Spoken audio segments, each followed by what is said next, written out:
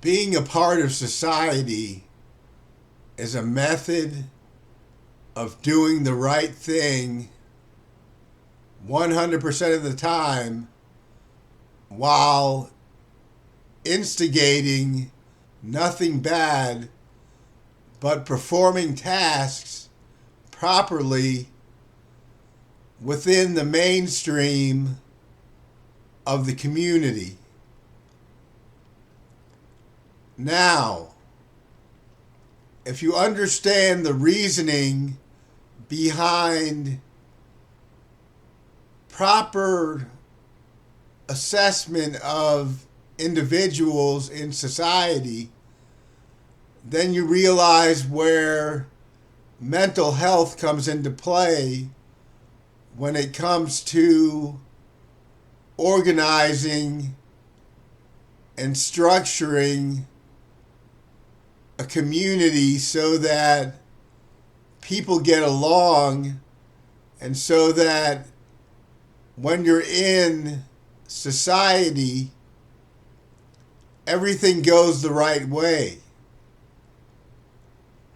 There are outlets that allow people to voice their opinion without anger or frustration or venting on individuals out in public.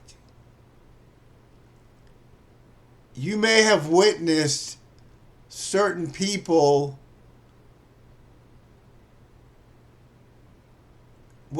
being a part of some sort of angry notion where they vent in society. Maybe in your community you've seen someone yelling at someone in public and wondered what was going on with them, why they were so frustrated, why they were so angry, why they were yelling in public. And I think that's where mental health comes into play. Because when certain people are mentally ill, they tend to strike out at people and branch out and vent on other individuals due to their circumstances that are going on within inside of themselves that they are not able to control at all. And that is where we need to start implementing strategies to control this sort of behavior in public, and what's necessary for these individuals, as long as they are not extremely violent. If it's just yelling that's taking place, they must be transported to mental facilities, because mental facilities are where people get better and people are able to adjust to their circumstances, and then they're able to go back out into society.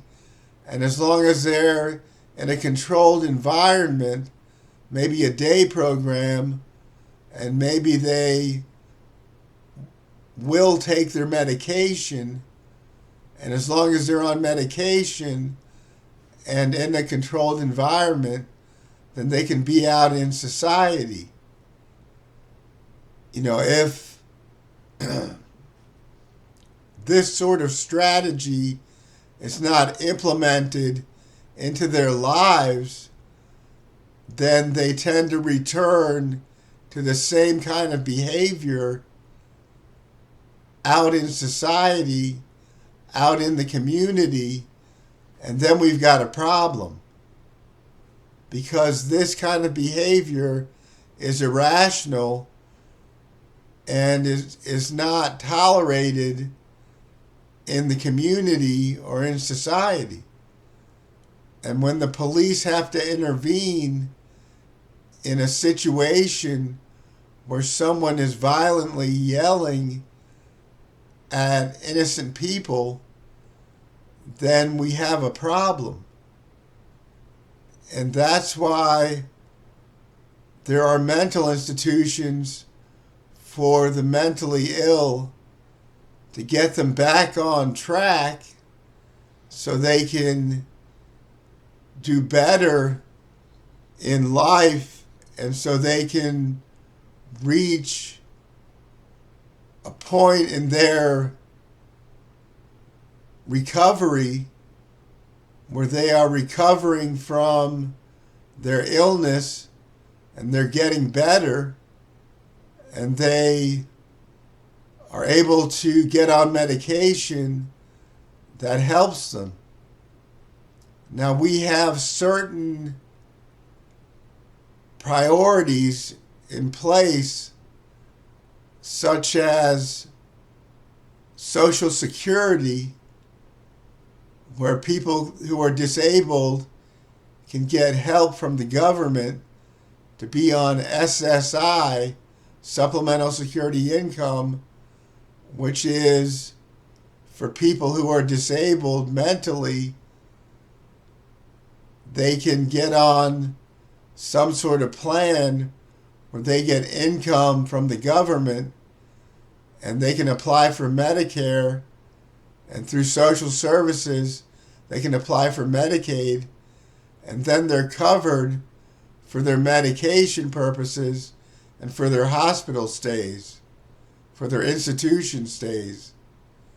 And this is proper treatment that is offered by the government to help mentally ill people adjust to society in a way where they can get help.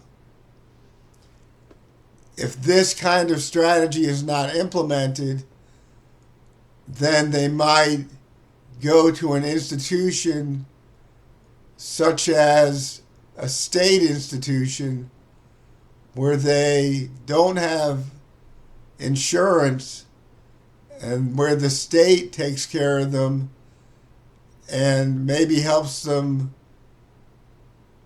get on Social Security and get proper insurance so they can go to private institutions and get better and go back out into society without having to be in a long-term facility for the rest of their lives.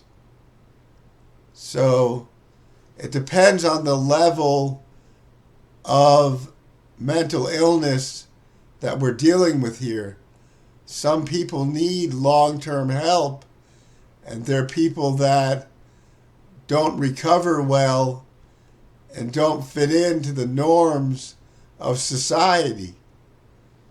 And that is why we have the state-run institutions, and that is why sometimes these people wind up in criminal cases and wind up